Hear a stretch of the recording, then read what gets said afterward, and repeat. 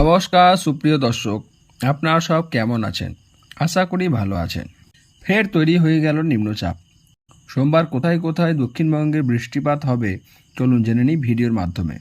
আবহাওয়া দপ্তর বলছেন আজ বৃষ্টির পরিমাণ কম থাকলেও মঙ্গলবার থেকে ফের বৃষ্টি বাড়বে। বজ্রবিদ্যুৎ সহ বৃষ্টিতে তোলপাড় হবে দক্ষিণবঙ্গের জেলাগুলিতে।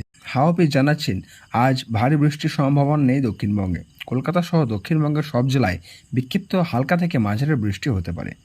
মঙ্গলবার বেশি বৃষ্টিপাত হবে। মঙ্গলে পূর্ব ও পশ্চিম মেদিনীপুর, ঝাড়গ্রাম, বাঁকুড়া, পুরুলিয়া, পূর্ব বর্ধমান, পশ্চিম বর্ধমান, বীরভূম, মুর্শিদাবাদে অধিক বৃষ্টির সম্ভাবনা রয়েছে।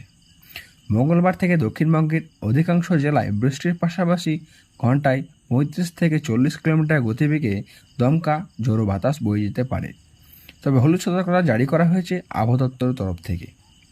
পূর্ব পশ্চিম বর্ধমান, বীরভূম, মুর্শিদাবাদ, পুরুলিয়া, বাঁকুড়া, পূর্ব পশ্চিম মেদিনীপুর, ঝাড়গ্রাম এই জেলাগুলিতে বজ্রবিদ্যুৎ সহ বৃষ্টির অধিক সম্ভাবনা থাকবে। আবহাওয়া দপ্তর বলছে বঙ্গোপসাগরে ফের তৈরি হওয়ার নিম্নচাপ যা উড়িষ্যার ছত্তিশগড়, মধ্যপ্রদেশ পেরিয়ে বর্তমানে রাজস্থানে অবস্থান করছে, আগামী 24 ঘন্টায় সেটি গুজরাটে পৌঁছে আরও শক্তি বৃদ্ধি করবে। বুধবার থেকে আবারও বৃষ্টি বাড়বে। বুধবার এবং বৃহস্পতিবার দক্ষিণবঙ্গের সব জেলাতেই বজ্রবিদ্যুৎ সহ হালকা এবং মাঝারি বৃষ্টির পূর্বাভাস রয়েছে। সব জেলায় হলুদ সতর্কতা জারি করা হয়েছে।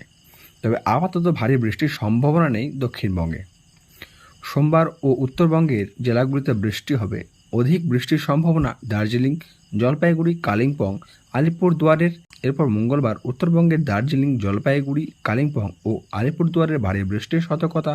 কোথাও কোথাও 30 থেকে 40 কিলোমিটার গতিবেগে দমকা ঝোড়ো বাতাস বইতে পারে, সঙ্গে বজ্রবিদ্যুৎ সহ বৃষ্টির সম্ভাবনা রয়েছে। সুপ্রিয় দর্শক, আপনি ভিডিওটি কোথা থেকে দেখছেন তা কমেন্টে জানিয়ে যাবেন এবং আপনাদের ওখানে আবহাওয়া বিস্তৃত কমেন্টে জানাতে ভুলবেন না।